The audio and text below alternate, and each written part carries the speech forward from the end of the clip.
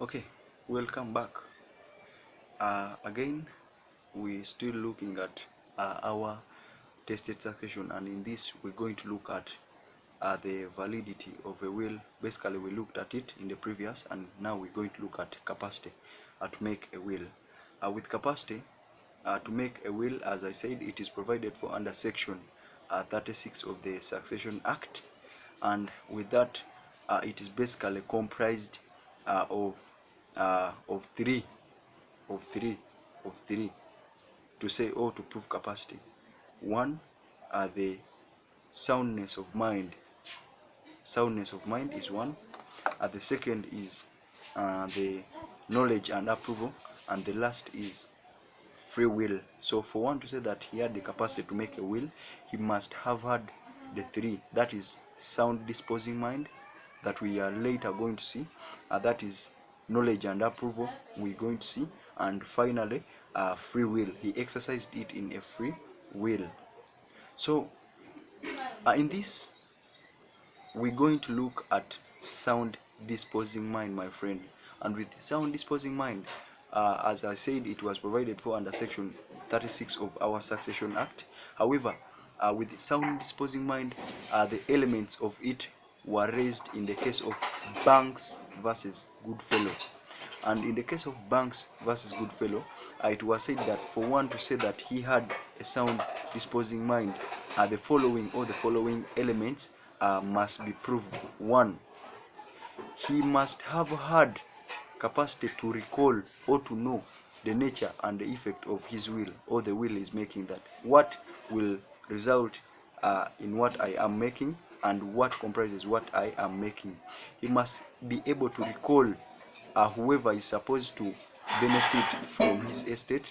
He must also be able to know the nature. He must also be able to know the size of his estates. He must also again be able to know any other person who has got an interest in his property, and he must also be able to know what he or she is making. Basically, that is the soundness of mind, as it was emphasized or re-echoed in the case of Banks versus Goodfellow. However, the principle in Banks versus Goodfellow was categorized into two, and one that is capacity to recall, or knowledge to recall, and it is basically soundness of understanding and soundness of memory. So those were the two categories that originated from the case of Banks versus Goodfellow. So they said that with soundness of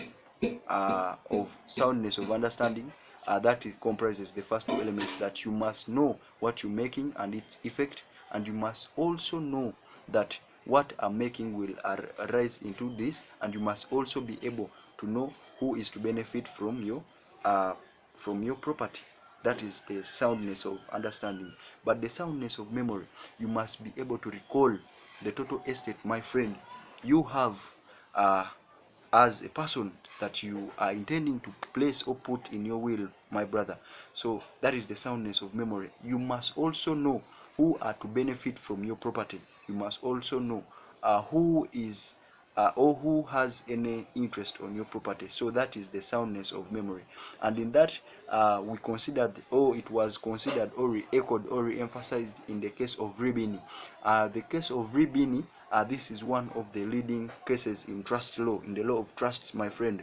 And in Ribini, they said that where one, that is the testator, does not recall or cannot understand the beneficiaries of his estate, all of the beneficiaries, the will he or she made is invalid.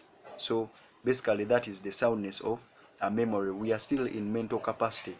I said for capacity, it is soundness of mind, it is knowledge and approval, and free will. So in this, we are exhausting a soundness of mind, where we've said that it is Goods versus Bankfellow, stating all the elements, and the elements were categorized into two, that is soundness of understanding and soundness of memory. And again, with mental capacity or soundness of memory, it was said that where one is making a will, he must have a mental understanding. His mind must be sound, not suffering of any disease, among others. However, this rule or this requirement was relaxed, that there are some circumstances where one cannot have a sound memory, but his will is valid. And this was the rule in Parker versus Felgate. The rule in Parker versus Felgate simply stated that where one, that is the testator, commanded or told a solicitor to make him a will, and that is, by the time he told him, he was of sound mind. But after the solicitor has made the will, now it is to be executed. With executing is signing, even the witnesses to sign. But at the time of executing it, signing it, it is proved that this person is now of unsound mind. Court said that no, where he instructed the solicitor and he was of sound mind, so long as the solicitor followed the instructions that were given to him by this person, that will shall be valid. But the question is, who has the onus probandi, or who has the burden of proving that this person had a mental capacity? The person who has the onus to prove was laid in the case of Barry versus Battling, my friend. And in that case, it was said that it is this person who goes to court alleging that this person, the testator, had the capacity, has the capacity, or had the capacity, that is the mental capacity, while making the will.